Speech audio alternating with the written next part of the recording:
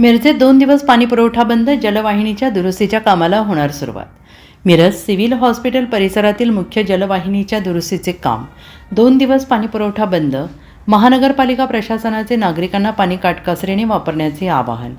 सांगली मिरज कुपवाड शहर महानगरपालिकेच्या मिरज विभागीय क्षेत्रीय कार्यालय क्रमांक 4 अंतर्गत येणाऱ्या पाणीपुरवठा विभागातर्फे उद्यापासून दुरुस्तीचे महत्त्वपूर्ण काम हाती घेण्यात येणार आहे. मिरज सिव्हिल हॉस्पिटल गेटजवळ जुन्या निमजगा टाकीला पाणीपुरवठा करणाऱ्या 100 HP पंपावरील जुन्या पाईपलाईनला मोठी गळती लिकेज झाल्याचं लक्षात येते.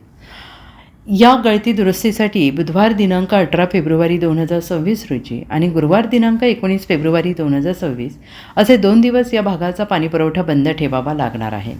या दुरुस्तीचे काम पूर्ण झाल्यानंतर पाणीपुरवठा टप्प्याटप्प्याने आणि कमी दाबाने सुरू होण्याची शक्यता आहे. याची नागरिकांनी नोंद घेण्याचे सांगली मिरज कुपवाड महानगरपालिकेकडून आवाहन करण्यात आले आहे. Bureau report SBN Marathi Miraj.